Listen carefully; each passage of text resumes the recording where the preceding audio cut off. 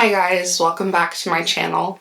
Today I'm going to be talking about the things that have helped me on my healing journey. So I'm just going to be describing experiences that I've had throughout these 3 years of healing. Well, it's mostly, honestly, the last semester, so like a couple months of healing, because again, I just realized what happened last semester, so it really is only a few months that I have been healing and on my healing journey. So I'm just going to talk about the things that have helped me grow so far and the things that I'm still doing to help me grow and help me heal. The number one thing that has helped me grow and heal would have to be therapy. Before any of this happened, I've been to therapy once. It was back in my junior year of high school. I lost my Uncle Carl and my Theo Tony on the exact same day, and I never lost. That was like the first time in my life where I really was present and remembered having losing family. Like when I was a kid, of course I've lost great-grandparents and everything, but I was too young to realize what was happening. So my junior year in high school, that was like the first time I really had to deal with a family member's death.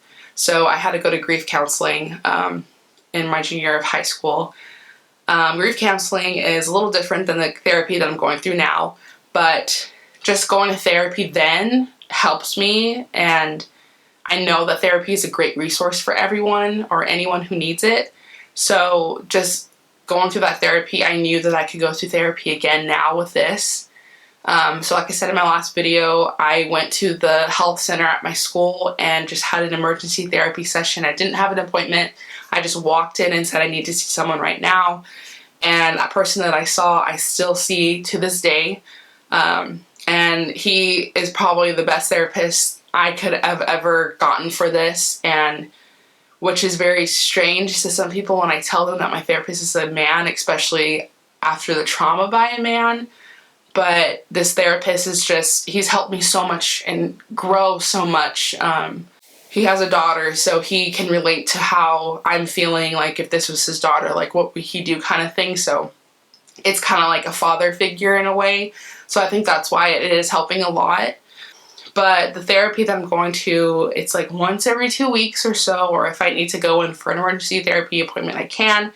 But it's an hour session, and we just talk about anything that's going on in my life, and there's always something going on in my life. So, and everything always goes back to that trauma and that moment. So we always discuss things like that.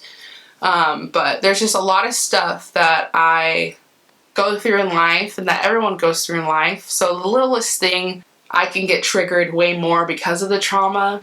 So that's something that I'm still working on now, is how to separate that emotion, because sometimes I get very angry at things and it's not because of the situation that I'm currently in, it's because I'm thinking back to what happened.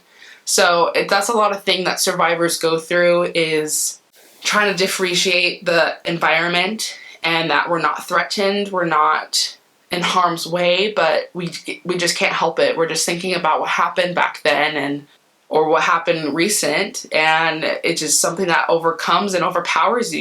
You can't put that aside. So that's something I am still working on, is trying to differentiate the emotions that I'm feeling and to remember that I am safe, I am loved, I'm here, and I'm not back there to that horrible time. So that's something that I need to remember and I need to work on. And with therapy, there's a lot of resources out there. I know independent therapy offices, they cost money and everything, so that may be troublesome for your family. But I know there should be some free resources out there. Like if you're in college, usually health centers have a counseling service. So if you're in college right now, please research that. It's a wonderful service. Your dues that you pay at school anyway cover that. So take advantage of your health center if you have on campus. Take advantage of those counseling sessions that you can do for free, because they really are helpful and they really are worth it. As for independent ones, that may be hard, because if you are in high school and this happened to you, you probably need your parents, not permission, but you're going to need to tell them what's going on so that they can find the resource for you. And I know at some high schools there could be some clubs or programs that deal with this kind of stuff. So if your high school has that, reach out to them, because they may be able to give you free resources without you needing to tell your parents if you're not ready yet. So there are different resources and people out there that can help you. So just search and reach out for that. The second thing that really helped me on my journey was to tell my family. Like I said in the last video, I did tell my mom the day after it happened, but I didn't tell her exactly what happened. So again, she didn't know what happened then was what really happened. So actually being able to tell my parents has helped me so much. I told my mom again what actually happened, and I told my stepmom because she's a nurse, told my stepdad, but the hardest person I had to tell was my dad. I'm a daddy's girl, so telling your father that you went through something horrible, and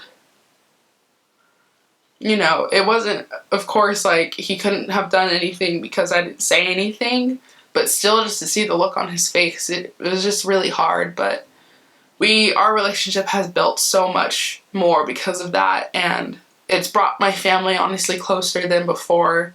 I have so much support and love from everyone, so I'm very grateful for the parents that I have. Something else that has helped me with my healing were healing books. So my mom actually found some books on Amazon.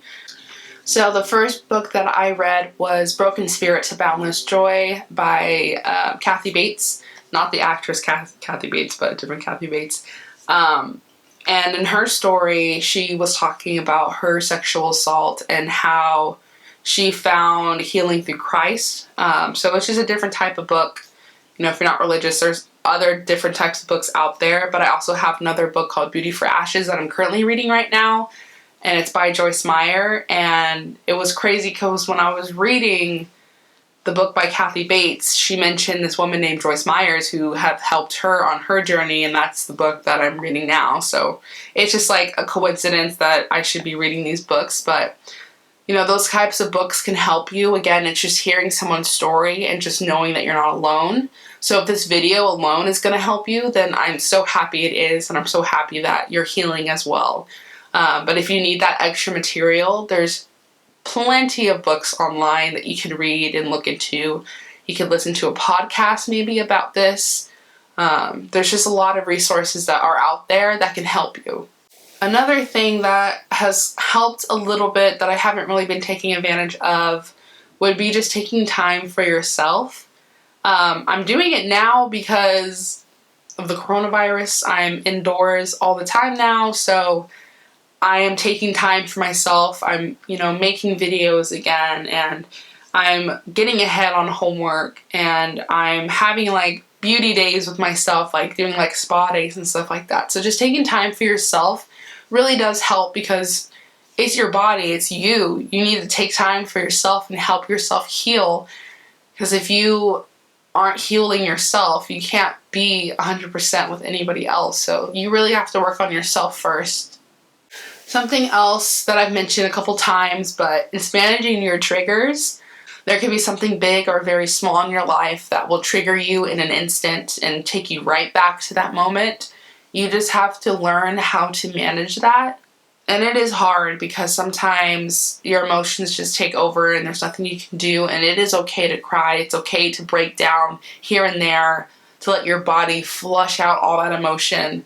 That is okay, but a way to manage triggers for me, I have been removing myself from things that I know would trigger me, so toxic relationships or even toxic conversations I've removed myself from because I don't want to get triggered by it.